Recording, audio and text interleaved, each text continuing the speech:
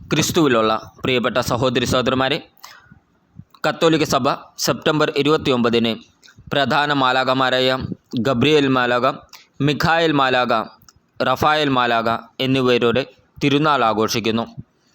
ദൈവത്തെപ്പോലെ ആരുണ്ട് എന്നാണ് മിഖായേൽ എന്ന പേരിൻ്റെ അർത്ഥം. ദൈവത്തിൻ്റെ ശക്തൻ എന്നാണ് ഗബ്രിയേൽ എന്ന പദത്തിൻ്റെ അർത്ഥം. ദൈവം സുഖപ്പെടുത്തി എന്നാണ് റഫായേൽ എന്ന പേരിനർത്ഥം. പൈശാചിക ആക്രമണങ്ങളിൽ മിഖായേൽ മാലാഖയോടുള്ള പ്രാർത്ഥന ഫലവത്താണ്. തപാൽ ഉദ്യോഗസ്ഥരുടെ മധ്യസ്ഥനാണ് ഗബ്രിയേൽ. ലേഖനം വിശുദ്ധ പൗലോസ്ലീഹ ഫിലിപ്പിയർക്ക് എഴുതിയ ലേഖനം 1-ാം അധ്യായം 21 മുതൽ 26 വരെയുള്ള വാക്യങ്ങൾ. എനിക്ക് ജീവിതം ക്രിസ്തുവും മരണം നേട്ടവുമാണ്. ശാരീരികമായി ഇനിയും ഞാൻ ജീവിക്കുകയാണെങ്കിൽ ഫലപ്രദമായി ജോലി ചെയ്യാൻ സാധിക്കും. എങ്കിലും ഏതാണ് തിരഞ്ഞെടുക്കേണ്ടതെന്ന് എനിക്ക് അറിഞ്ഞുകൂടാ. ഇവ രണ്ടിനുമിടയിൽ ഞാൻ ഞെരുങ്ങുന്നു. എങ്കിലും എൻ്റെ ആഗ്രഹം മരിച്ച് ക്രിസ്തുവിനോട് കൂടി ആയിരിക്കാനാണ്. കാരണം അതാണ് കൂടുതൽ ശ്രേഷ്ഠം.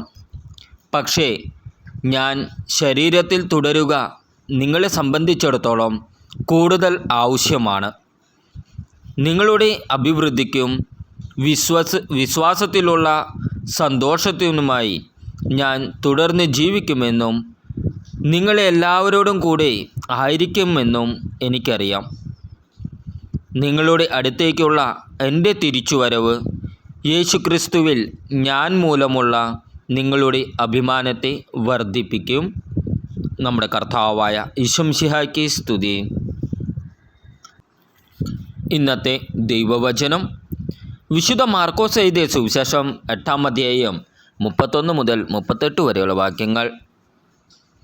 മനുഷ്യപുത്രൻ വളരെയേറെ സഹിക്കുകയും ജനപ്രമാണികൾ, പ്രധാന പുരോഹിതന്മാർ, നിയമജ്ഞർ എന്നിവരാൽ തിരസ്കരിക്കപ്പെടുകയും വധിക്കപ്പെടുകയും 3 ദിവസങ്ങൾക്ക് ശേഷം ഉയർത്തെഴുന്നേൽക്കുകയും ചെയ്യേണ്ടിയിരിക്കുന്നുവെന്ന് അവൻ അവരെ പഠിപ്പിക്കുവാൻ തുടങ്ങി. യേശു ഇക്കാര്യം തുറന്നു പറഞ്ഞു. അപ്പോൾ പത്രോസ് അവനെ മാറ്റി നിർത്തിക്കൊണ്ട് തടസ്സം പറയാൻ തുടങ്ങി. യേശു പിന്തിരിഞ്ഞു നോക്കിയപ്പോൾ ശിഷ്യന്മാർ നിൽക്കുന്നത് കണ്ട് പത്രോസിനെ ശാസിച്ചുകൊണ്ട് പറഞ്ഞു, സാത്താനെ, നീ എൻ്റെ മുമ്പിൽ നിന്ന് പോകൂ. നിൻ്റെ ചിന്ത ദൈവികമല്ല, മാനുഷികമാണ്. അവൻ ശിഷ്യന്മാരോടൊപ്പം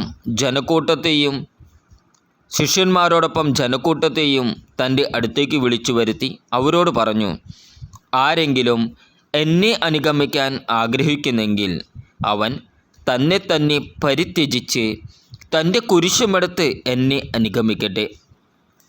സ്വന്തം ജീവൻ രക്ഷിക്കാൻ ആഗ്രഹിക്കുന്നവൻ അത് നഷ്ടപ്പെടുത്തും.